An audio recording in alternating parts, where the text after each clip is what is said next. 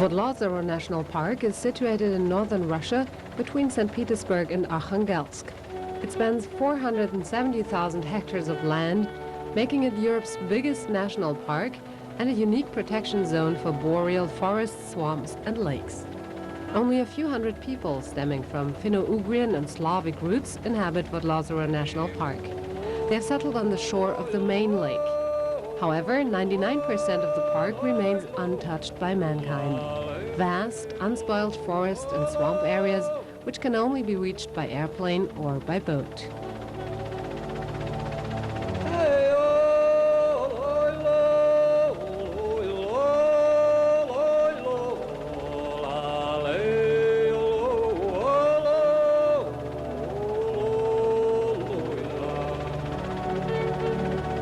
The settlers' church, too, is situated on an island that is difficult to reach. With its classical Old Russian wood architecture, it is a site of great cultural interest.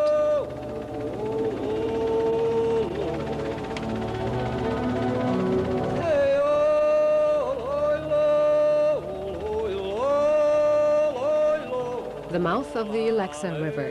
Every arm and confluence lie within the borders of Vodlozero National Park. In the late Middle Ages, this river was an important waterway connecting the White Sea with the Baltic. There are still remnants of settlements and roads that show how people lived in those times. To this day, the river is the only way to get to the areas in the north of the park. However, centuries have passed since the park has seen regular traffic. Nature has since taken over the river, the forest and the swamps.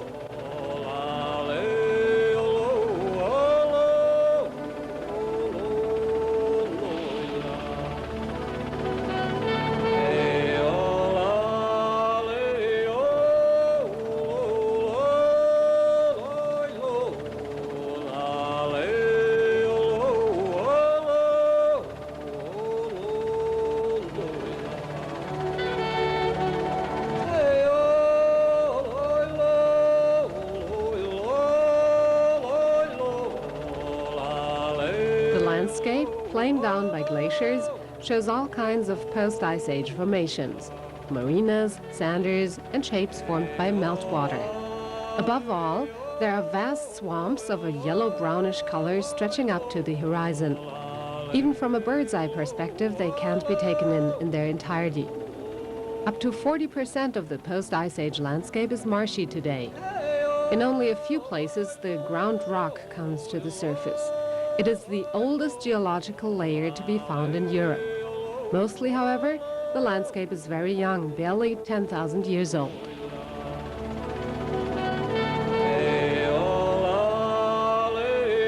All known swamp types can be found here: high swamps, bogs, and the characteristic Aapa swamps.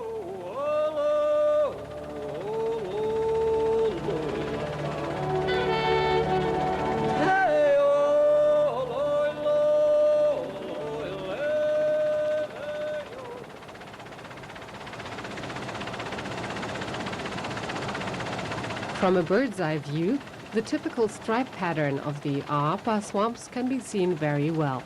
There's no getting along by foot here.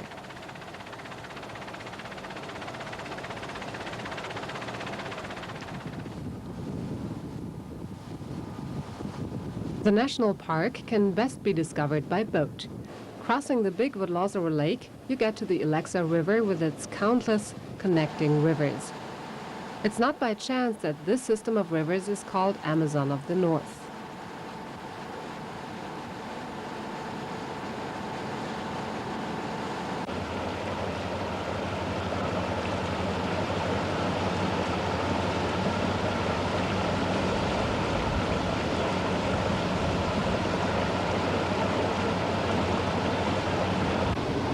The forests on the banks of this watery maze show the typical image of the middle taiga zone.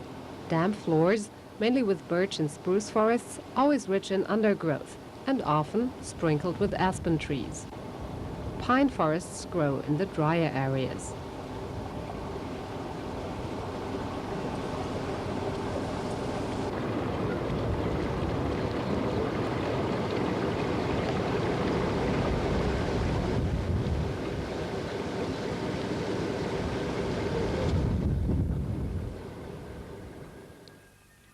We go ashore into the primeval pine forest.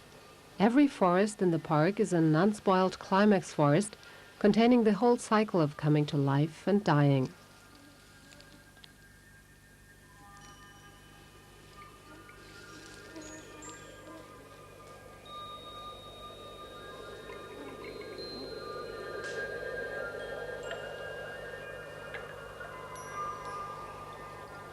Blueberry. The red-cap mushroom.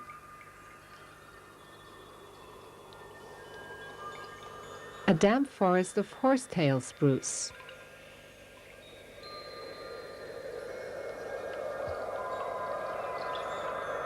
Lichen everywhere.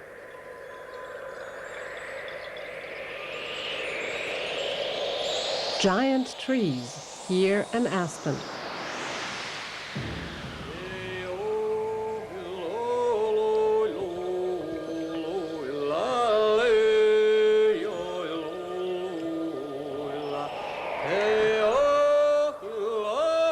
Fires, storms, and also infirmity lead to a natural renewal of the forest. Twisted giant trees like these need many decades to disintegrate. In the cold taiga climate, the decomposition process happens but very slowly. On the top of the trunk, there's a drier microclimate. That's why it's covered with a carpet of reindeer moss.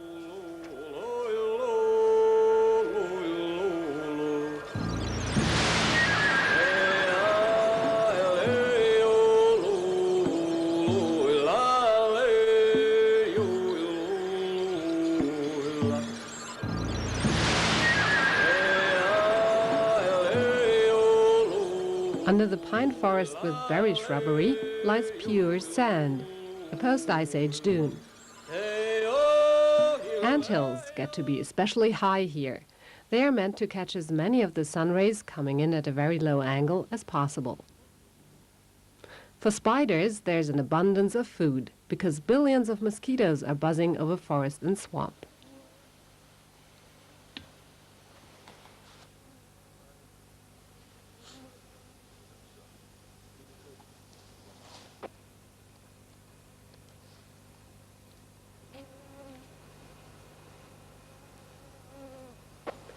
Ripe mulberries are delicious. People like to collect them outside the park. Mulberries are a sign of a transition from forest to swamp.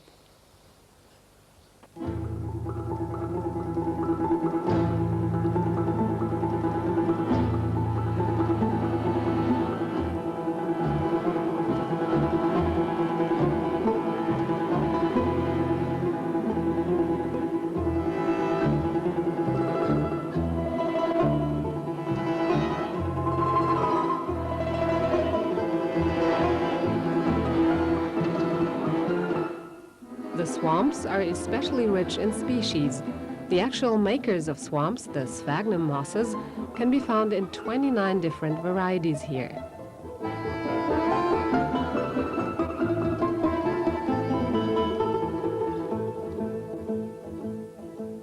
The low nitrogen content of the swamp generates plants with special features. Carnivorous plants, among them 3 different kinds of sundew alone.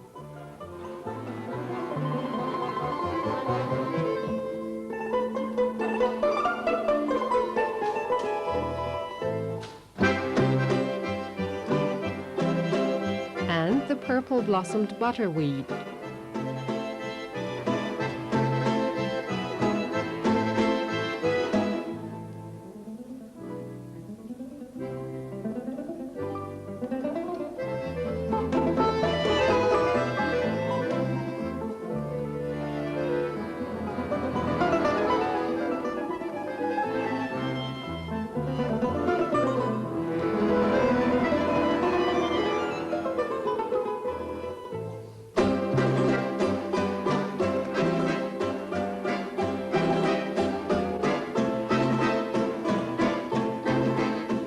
One of last year's cranberries. Bog bean.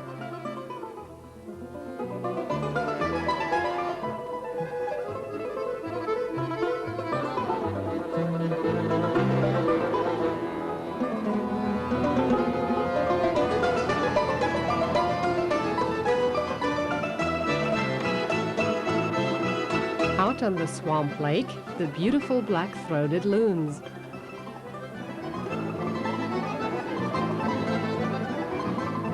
Few species of fish can survive in the acidic swamp water, poor in nutrients.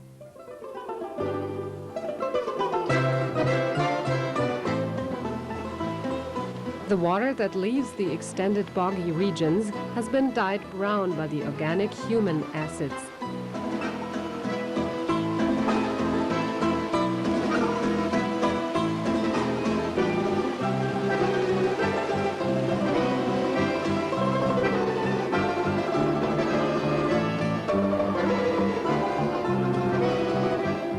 The timid animals of the taiga can be spotted best near the river banks. More than 60 brown bears live in the national park. A northern hazel hen,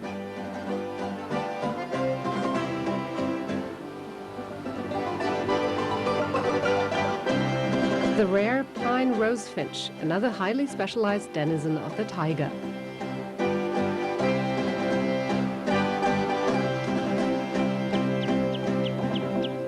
Marsh sandpipers raise their young in the damp zones along the swamps.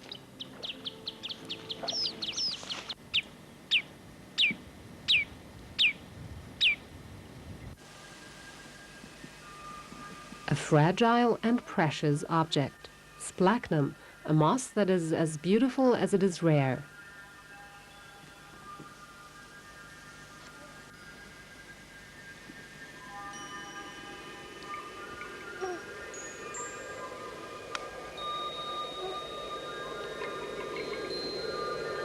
The floor is covered with unpretentious lichen, club moss, and often with spotted orchids.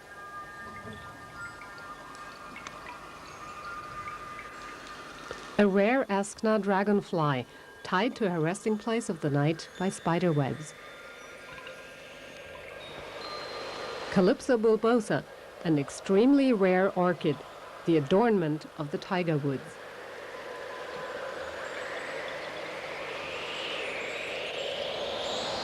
Our round trip arrives at its starting point at Vodlozero Lake. At the banks, you can see the post-Ice Age soil structures. Eroded material will form a new sandbank somewhere else, a landscape that is continuously changing.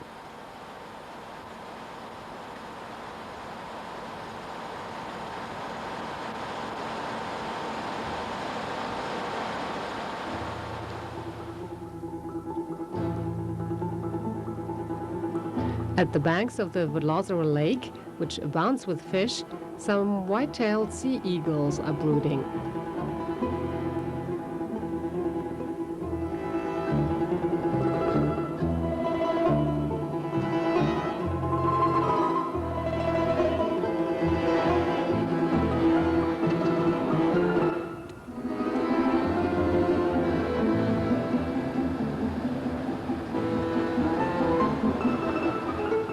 The rowboat hints that there must be an inhabited place close by.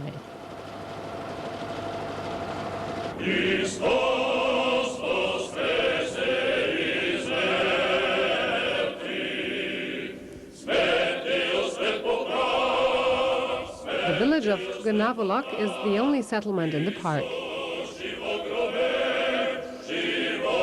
Many of the 550 people who live here are working in the park administration.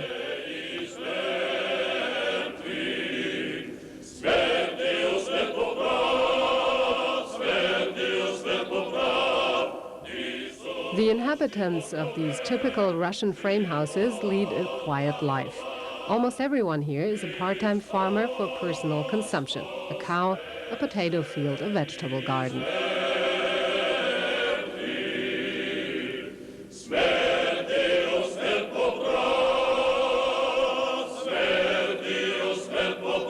But that's not enough for the people here to live on. Fortunately, the park administration supports ecologically correct tourism projects.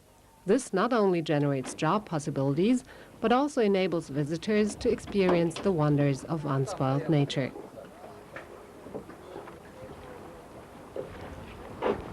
Canoeing on the lakes and rivers is becoming more and more popular. Ecological summer camps for kids are a second focus.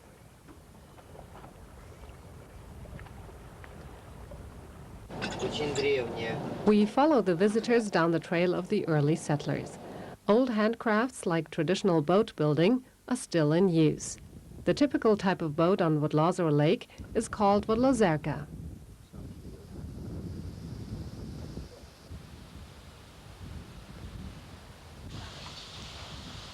The last remaining boat builder, having mastered the traditional method, lives in an old wooden house. He's like a relic from a time gone by when thriving villages where merchants and fishermen lived could be found on the few islands of the lake.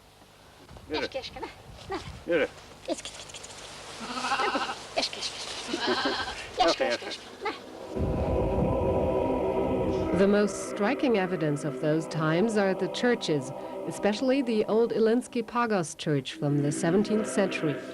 It is one of the most important churches of old Russian wood architecture. Its austere beauty is one of the great facets of the national park. In addition, you have Europe's oldest stone layers and very young post-Ice Age landscape, vast unspoiled taiga forests, swamps and lakes, as well as the most rare plants and animals.